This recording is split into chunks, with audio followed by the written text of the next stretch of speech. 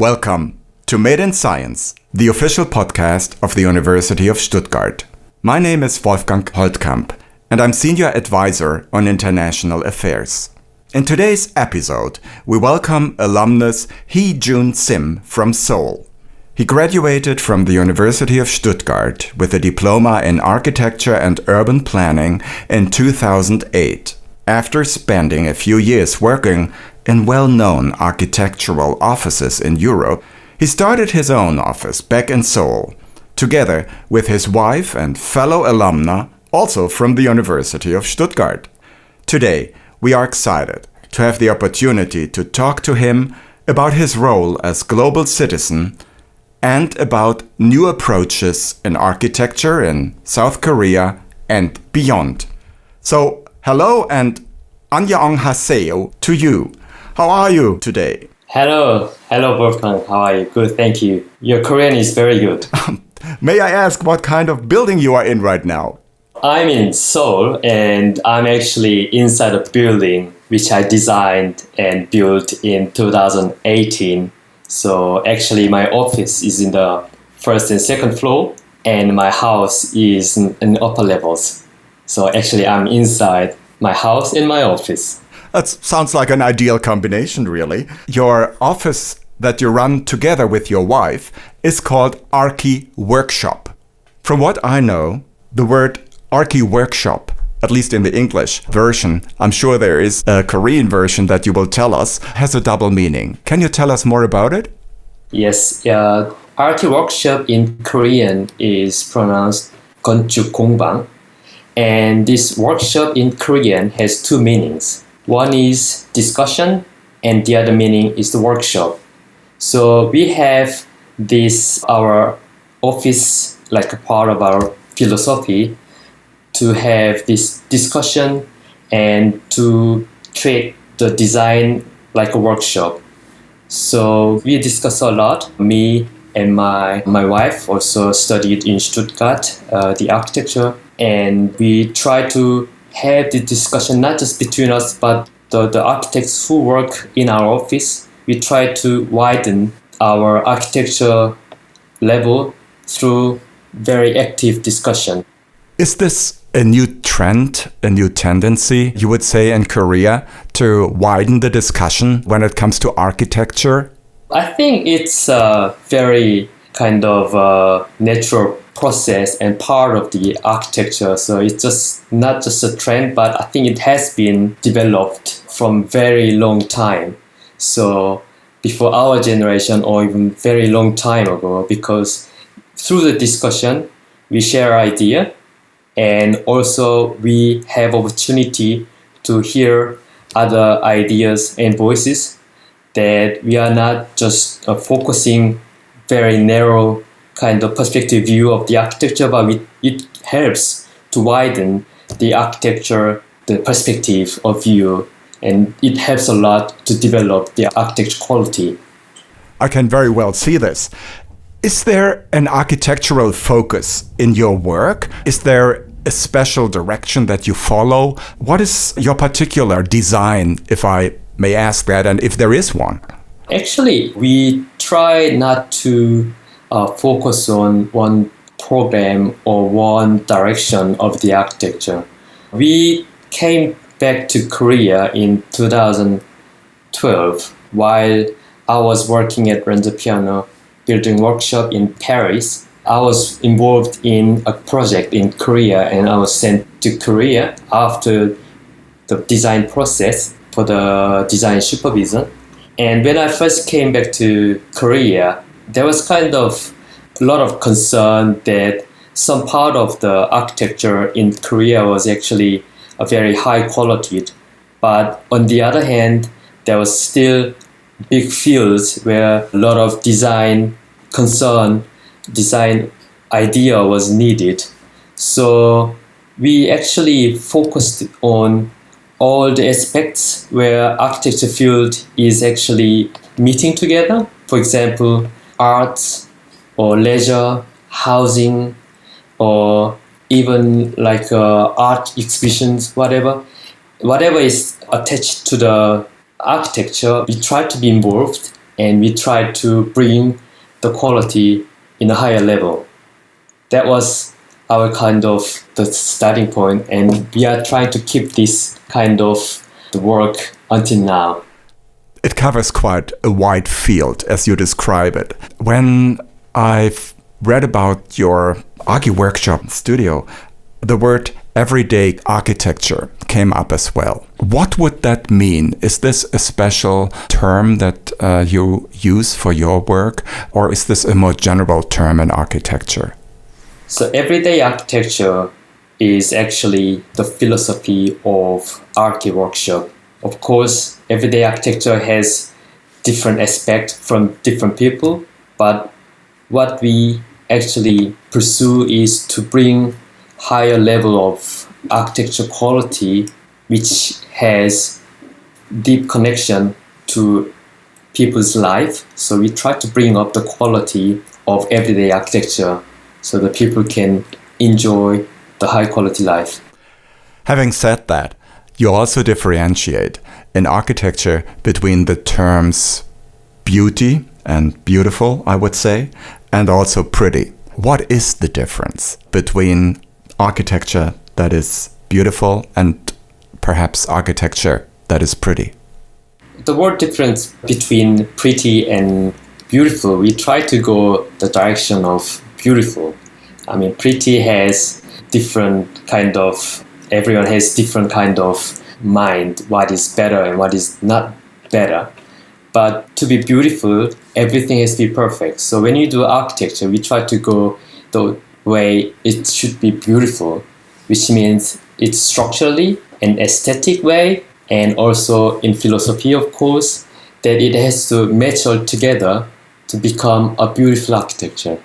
When I look at your resume, a couple of things struck me really, and it may relate to what you just said about beautiful and beautiful aspects of architecture. You have won prizes when you worked in the field of glamping. You have designed even parking spaces. You have also worked for libraries, mobile libraries, in the Seoul Innovation Park. How could such a concept of something that is beautiful relate to so many different aspects of architecture and also different projects? When you do a project, we try to look at the context of the site. The context has a lot of different meanings. We concern about the client, and we also look at the condition of the site. We also look at the budget. We look at the people who are going to use the program. So when you look all these things, that it also has to match perfectly, that it's not just kind of an ego that I like this design, but it has to be loved by everyone, and it has to be well used, and it has to be functional. So we do a lot of different types of programs, and each time when we do totally different programs, we try to respect what this site context has. We've heard a lot about your approach and the approach of your wife in your studio Archi Workshop in Seoul. I wonder, you just mentioned the word client that you, as you explained earlier, are in close discussion with always. Now, do you think client, the role of the client, also the attitude of the client has changed in Seoul or beyond Seoul in Korea as well over the last years that you've been in the business?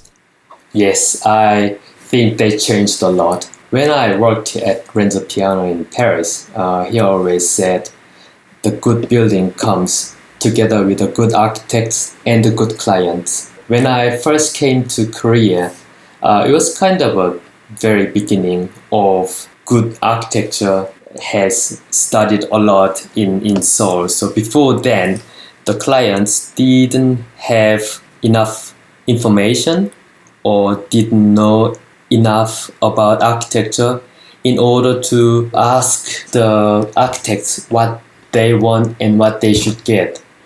But now, through many years, in last decade, people have more information from media, and people had chance to get more information through the magazine or website that what they want and what they should ask.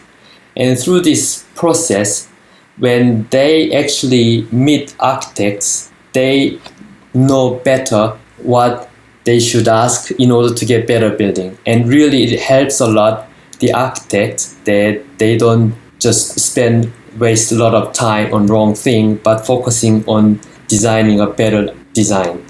Hee-Jun, in what way did your studies at the University of Stuttgart influence your approach to be an architect?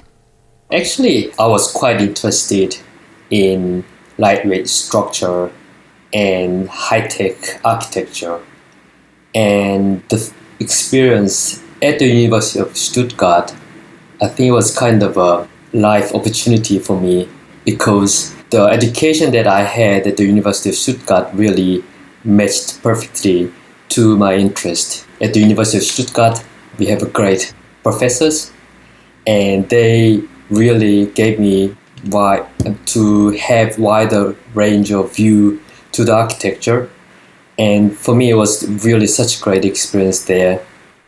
The way to Stuttgart was not very direct from Korea to Germany, but you started your education actually somewhere else. Yes, I studied my architecture studying in Australia. It's kind of very long way distance on the other side of the world.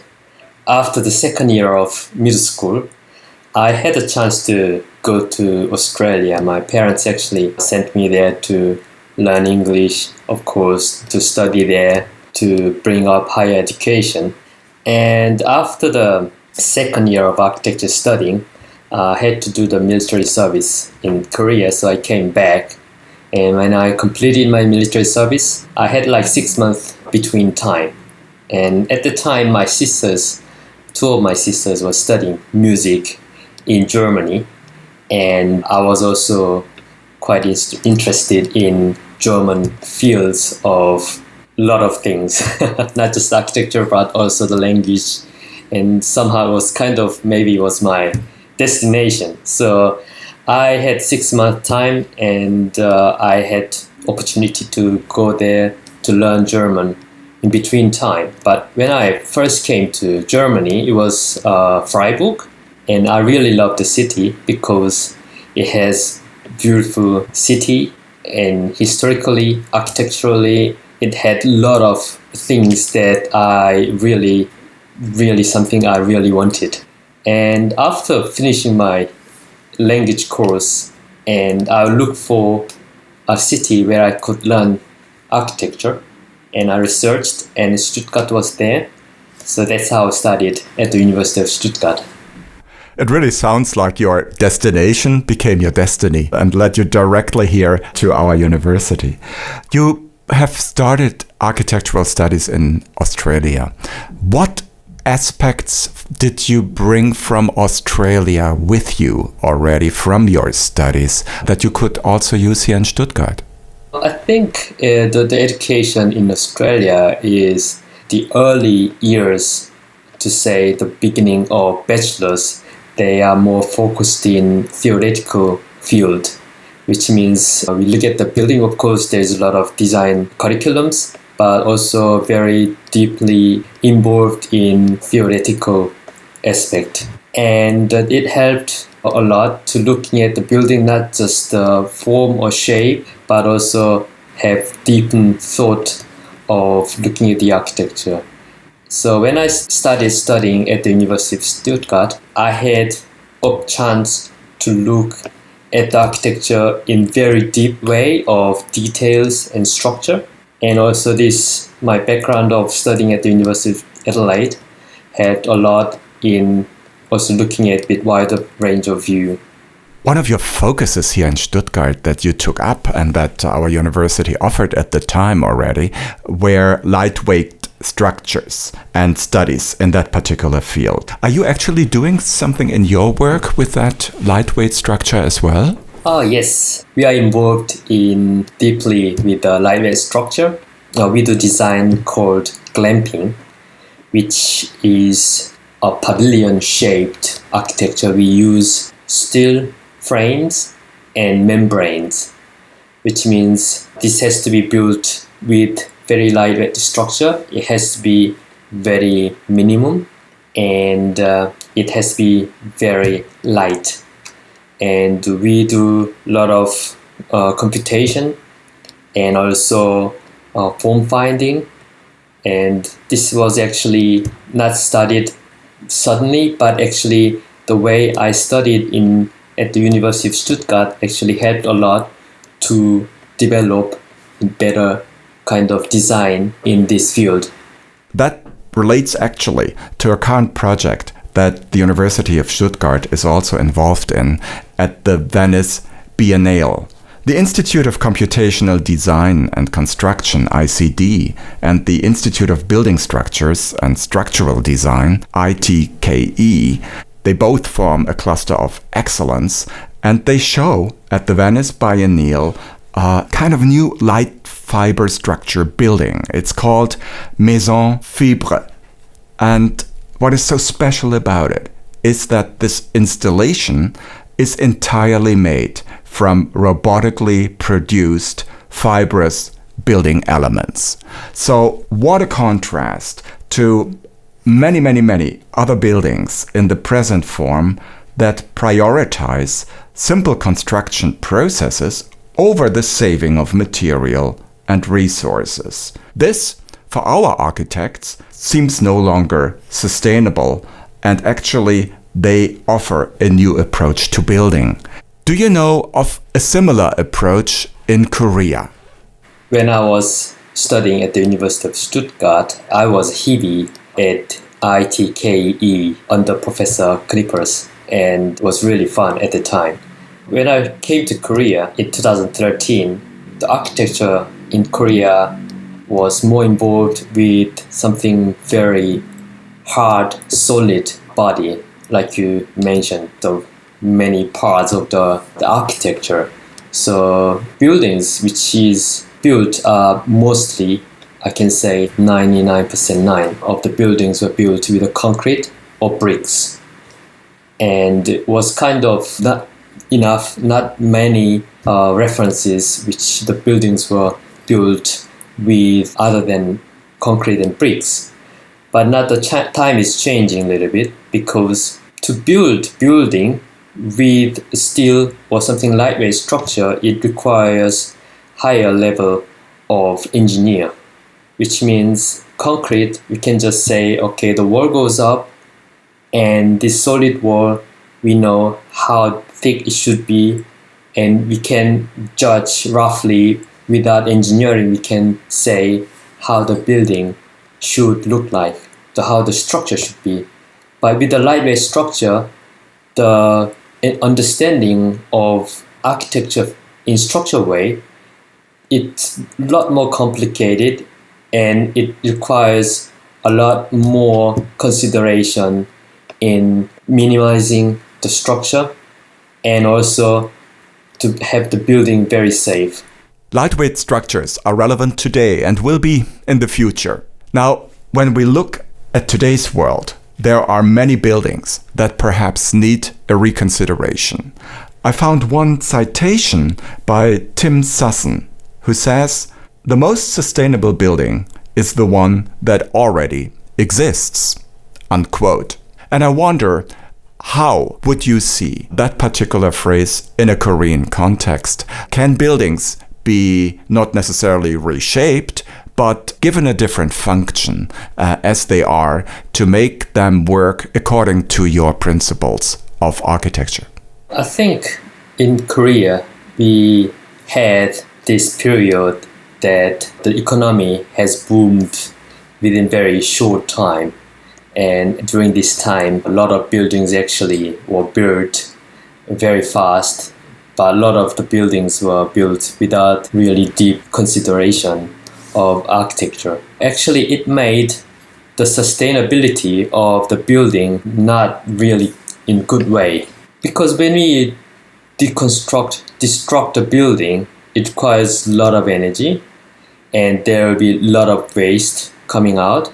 And in this world, there's a limited resource which the human can use. So in order to have the buildings to have a sustainable lifetime or a kind of a better quality to bring to the city or the atmosphere, we have to put more effort before it is built. So when we design, then we really have to consider how this can be sustainable and how this can be long lived and how people can use this building for long time. In Korea, actually, a lot of projects are happening at the moment. Of course, there are still new apartments is built every day, but at the same time, there are a lot of architects who put a lot of effort to reuse these old buildings, turn into new without destructing the whole building. And it really helps to have this city with a kind of a footprint of this history, and also it can save a lot of energy through this process. When it comes to Korea, the upcoming Seoul Biennale is also a very good example to discuss the challenges for architecture. As it happens, you are one of the curators for the Seoul Biennale. Can you tell us a little more about your role as a curator? The title of the Seoul Biennale is Crossroads, Building the Resilient City. So we are asking question, which city do you want to live? This is actually third time event in Seoul that we are having this Seoul Biennale of Architecture and Urbanism. And the general director of this Biennale is the French architect Dominique Perrault, very well known. And I am myself and my wife Sujong are curators of Global Studios. And from last year, we actually made a contact to 40 universities in the world in different continents to submit their ideas to us. And we actually selected 8 universities to build pavilions at the Biennale in Seoul. And the Biennale will be held at DDP, Dongdaemun Plaza, Design Plaza in Seoul, which is designed by Zaha Hadid, the English architect. And we are actually very excited to be involved as a curator of this great event in Seoul. Besides being a curator, you are also a designer of one of the pavilions at the Seoul Biennale. What did you design? I was actually quite lucky to also involve in the Biennale as an artist. In Biennale, there's also one part called thematic exhibition, and we were invited to build one of the pavilion.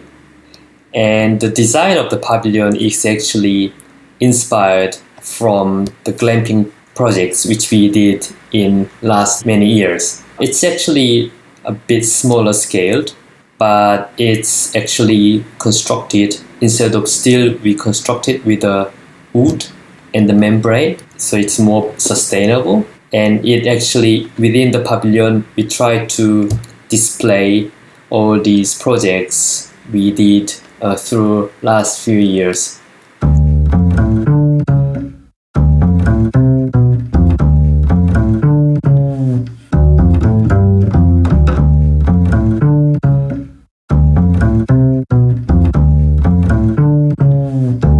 Hee-Jun, at this moment, we are coming to the end of our conversation already. And in our series, we have something called Moment 7. That is 7 questions that we would like to ask you, and please answer them as shortly as possible, okay? Yes.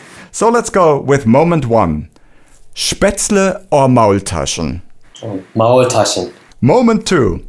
One thing you could change about the world. The climate. If you had a good budget, a really good budget, what would you like to design or build?